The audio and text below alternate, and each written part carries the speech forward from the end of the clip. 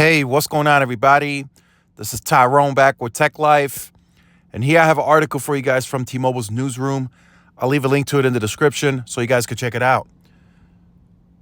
T-Mobile rules the latest report tracking mobile service at 20 U.S. airports. So this one's interesting. Looking at the actual report and reading the fine print, OpenSignal didn't directly test inside the airports when they did their testing. They tested and pulled data from around a 2-mile radius outside of the airport as well. So that could, change the numbers in favor of T-Mobile potentially, right?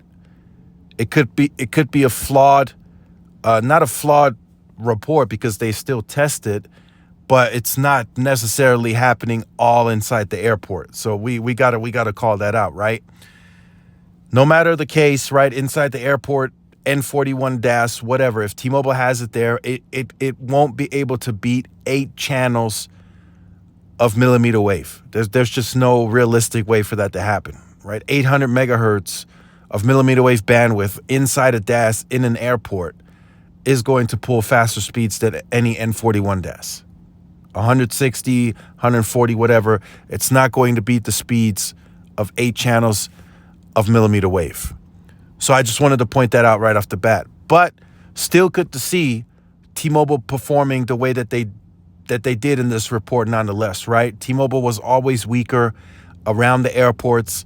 They had to use their cell sites to cover airports from the outside in for a lot of years. I remember speaking with somebody like, 2016, 17, they were like, LAX is a nightmare for T-Mobile. They're adding additional sectors to the macros. They don't have any DAS systems inside. So it's better now than what it was. Even if, we consider the 2 miles around the airport, T-Mobile is improving.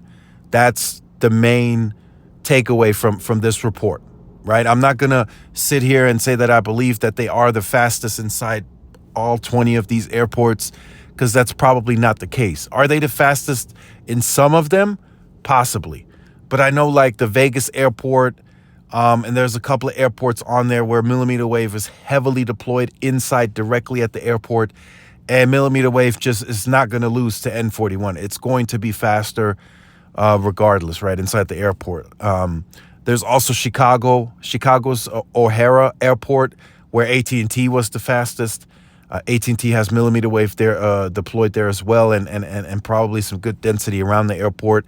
So that's just something that I got to point out, right? The reporting and the titling could be misleading, right? If you see this right here and you don't check the report, you're going to think that T-Mobile is the fastest at 20 airports in the United States, when that is a bit flawed because they tested 2 miles around the airport. So just wanted to point that out. Again, T-Mobile improving. That's good to note. They were generally weaker around airports. A lot of these airports, I'm told, also still support Sprint DAS systems that haven't been upgraded. So that's all stuff to note.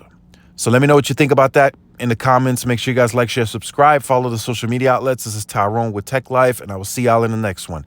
Peace.